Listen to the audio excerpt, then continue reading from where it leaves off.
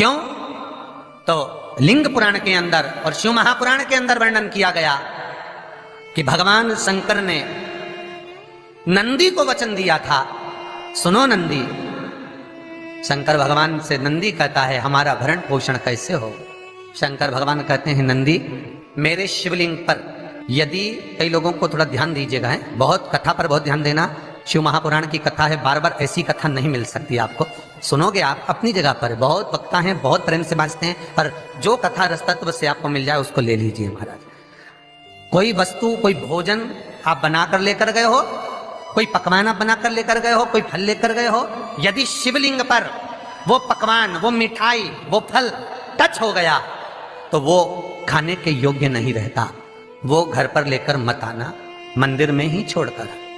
यदि भोजन, पकवान, मिठाई, शिवलिंग यहां पर है और भोजन का भोग तुमने इतनी दूर से लगाया है, फल इतनी दूर रखा है, वो शिवलिंग पर टच नहीं करा गया है, तो उस प्रसाद को, उस फल को आप पा सकते हो, उसको खा सकते हो। पर जो शिवलिंग पर टच हो गया फिर वो केवल नंदी, श्रृंगी, भृंगी, प्रेतों का, भूतों का, आहूतों का भाग होता है। प्रेत, भूत, आहूतों का वो फिर खाने योग्य नहीं है। हाँ, यदि नर्मदेश्वर महादेव हैं, नर्मदा जी के जल से कोई शिवलिंग प्रकट हुआ है, नर्मदा जी के जल से, कोई कंकर से, नर्मदा के जल से अगर कोई शिवलिंग प्रकट हुआ है, उस शिवलिंग की स्थापना कहीं पर है या आपके घर में है, तो उसको कुछ भी टच हो जाए वो पा सकते हो, पर बाकी के शिवलिंग को स्पर्श किया हुआ नहीं पा सकते। केवल एक नर्मदेश्वर महादेव नर्मदा के जल से प्रकट हुए।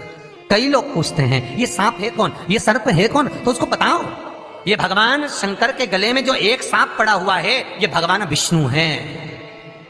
और शंकर भगवान के सिर पर जो जटा में सांप दिखता है, वो हाथ में सांप बंधे रहते हैं, वो दो हाथों में, कमर पर, सिर पर, केशों पर जो सांप 5 नजर आते हैं वो, तो बताओ ये शंकर भगवान की 5 लड़कियां हैं, जया, विषहरा, शामली बारी, दो तली और देव। ये 5 लड़कियां भगवान शंकर के इर्द गिर्द घूमती हैं, आस पास भ्रमण करती, सभी ये शिव की बेटियां भगवान शंकर के साथ भ्रमण करती हैं। 5 जया, विषहरा, शामली बारी, दो तली और देव, ये जो 5 पुत्रियां थी शंकर भगवान की, ये वासुकी को दी गई थी महाराज, क्योंकि ये सर्प की योनि में थी, इसलिए ये वासुकी नाग को प्रदान करी गई थी। वासुकी नाग कौन सा? जिसने मंथन कराया। वासुकी नाग कौन सा? जिसके फण पर पूर्ण पृथ्वी विराजमान है। वासुकी नाग कौन सा? जो निरंतर देवताओं के हित के लिए कार्य करता रहता। एक पान के पत्ते के ऊपर, मात्र पान जानते हो, वो खाने वाला जो पान करता है उसका पत्ता, पान के पत्ते के ऊपर जो चंदन से शंकर के नाम, पार्वती का नाम और ब्रह्माणी सरस्वती का नाम लेकर शिव को समर्पित कर दे महाराज, उसकी भी तिथि बताइए, बड़ी सुंदर है। जब रवि का पुष्य योग पड़े, रवि पुष्य नक्षत्र हो, रवि का पुष्य योग पड़े, उस समय पान के पत्ते पर चंदन से शंकर, पार्वती और सरस्वती का स्मरण कर कर जो शिवलिंग के ऊपर उस पान के पत्ते को चढ़ाकर 5 बेलपत्र, 3 समी पत्र समर्पित कर देते हैं, उस बच्चे से चढ़वा देते हैं, वो बच्चा कभी पढ़ने में कमजोर नहीं होता, विद्या में बढ़ता ही बढ़ता है। पलटकर माँ बाप को देखना ही नहीं पड़ेगा, बच्चे को कभी भी माँ को कहना ही नहीं पड़ेगा कि पढ़ने बैठ, वो खुद पढ़ेगा, रुचि से पढ़ेगा। 5 बेलपत्र, 3 समी पत्र समर्पित कर दें, भगवान शंकर का स्मरण करें और उस बच्चे को प्रणाम करवा कर वापिस लेकर आए, बच्चा विद्या में प्रबल होता है, विद्या प्रखर। भगवान शिव देने वाला है, सरस्वती को स्वर बोले। शिव महापुराण की कथा, लिंग पुराण की कथा, विष्णु पुराण की कथा, पद्म पुराण की कथा कहती है कि किसी वृक्ष के नीचे, जिन वृक्षों का गुणगान हमारे शास्त्र करते हैं, जिन वृक्षों का गुणगान हमारी पुराणे करती हैं, उन वृक्ष के नीचे अगर एक मंत्र का मन का भी फेरा जाए तो उसका पुण्य 1000 गुना प्राप्त हो जाता है, आप रूप प्राप्त होता है अपने आप जिस पुण्य को करना चाहे। मेरा बहुत निवेदन है महाराज, बहुत प्रयास करा करो, प्रयास करना। अगर हाथ के मनके की माला भी नहीं हो और किसी पीपल के पेड़ के नीचे 15 मिनट बैठने का मौका मिल गया, आंवले के वृक्ष के नीचे 5 मिनट बैठने का मौका मिल गया, किसी आंवले के वृक्ष के नीचे 5 मिनट बैठे हो ओम नमो नारायण का मंत्र का स्मरण कर लो, ओम नमो भगवते वासुदेवाय का जाप कर लो, बस उसका फल चौगुना हजारों गुना प्राप्त हो जाता है। शमी के पेड़ के नीचे बैठे हो, श्री शिवाय नमस्तुभ्यम का जाप करिए, चौगुना गुना फल मिलेगा, 1000 गुना फल। बेलपत्री के पेड़ के नीचे गए हो, ओम नमः शिवाय ओम का जाप करिए, फल मिलेगा। उस फल को हमें पाना है। कई लोग कहते हैं महाराज हम पूजन बहुत करते हैं, हम पाठ करते हैं, हम अर्चना करते हैं, हम व्रत रखते हैं, हम उपासना करते हैं, हम दान करते हैं, हम पुण्य करते हैं, हम सत्कर्म करते हैं, उसके बाद भी दुख क्यों है? हम पूजन तो कर रहे हैं। आपके पेट में दर्द हुआ, मान लो आपके सिर में दर्द हुआ, अब सिर में दर्द हुआ तो आपने गोली तो खाई, एनासिन भी खाई, क्रोसिन भी खाई, डिस्परिन भी खाई, कॉम्बिफ्लेम भी खाई, ना जाने कहां की गोलियां खा गए, सिर में दर्द था और 4-5 तरह की गोली खा गए। तुमने जब तो गोली खा ली और गोली खाने के बाद तुम्हें थोड़ा सा असर भी हो गया, पर इतनी गोलियां जो खाई है तो बाद में रिएक्शन तो करेगी, कुछ तकलीफ तो देगी, कुछ गर्मी तो करेगी, बीपी शुगर ऊंचा नीचा कर सकती है, नहीं पाई।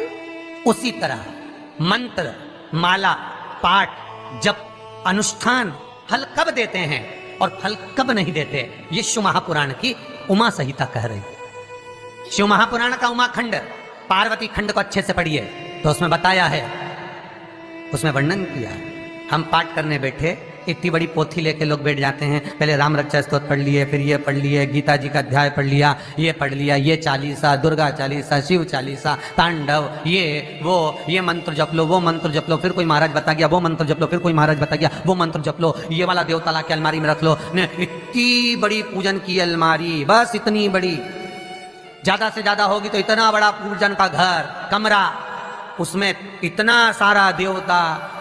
रामेश्वर गई तो उनको ले आई, जगन्नाथ जी गई तो उनको ले आई, द्वारका गई तो उनको ले आई, वृंदावन गई तो उनको ले आई, महाकालेश्वर गई तो उनको ले आई, सारा देवी देवता वहीं बैठा, पितृदेव, ये देव, कुल देवी, शंख देव, घंटी देव, दिया देव, सब उसी में, गणेश जी, शंकर जी, हनुमान जी, राम जी, सब धरा पड़ा। और पूजन करने सुबह से आई, सुबह से इतनी सी शक्कर लाई कटोरी में, इतनी सी शक्कर कटोरी में, भगवान को नहला धुला के कटोरी धर दी। इतनी बड़ी अलमारी में सारा देवता ऐसा कसा कसाया बैठा है, सारा देव। तीर्थ करने फिर गई तो गणेश जी शंकर भगवान से बोले पिताजी फिर जा रही है। शंकर भगवान बोले बेटा खसक के बैठो, फिर पकड़ के लाएगी किसी को, के बैठी, फिर लाएगी किसी, फिर ले गई, फिर रख दिया। पूजन करने आई, कलश रख दिया, मंदिर में ही ढुल गया, भगवान पूरा गीला हो गया। गणेश जी शंकर जी से बोले पिताजी पूरा गीला करके चली गई। शंकर भगवान बोले बेटा तो कल ही आएगी, दिया लगा के गई तो गीले में बैठो, अब नहीं आने वाली। और ध्यान देना साहब, इस कथा को आपके ऊपर लेकर समझाया जा रहा है, क्योंकि शिव महापुराण की कथा कहती है कि आप जो मंत्र जप रहे हो, आप जो माला जप रहे हो, आप जो साधना कर रहे हो, आप जो पाठ कर रहे हो, वो आप पर असर कर रहा है कि नहीं कर रहा है, वो आपको समझना है। राम रक्षा स्तोत्र का पाठ करो तो पहले हनुमान चालीसा पढ़ो, फिर राम रक्षा स्तोत्र करो। शिव चालीसा, दुर्गा चालीसा, गणेश चालीसा, हनुमान चालीसा, गायत्री चालीसा, इन 4-5 चालीसा को एक साथ कभी नहीं पढ़ना। एक चालीसा यदि आपने पढ़ ली है शुरू में, तो पाठ पूरा होने के बाद जब उठने की तैयारी हो तब दूसरी चालीसा पढ़ दो, बाकी की चालीसा भले आप बाद में पढ़ दो। पर एक साथ 4 चालीसा का पाठ नहीं होना चाहिए।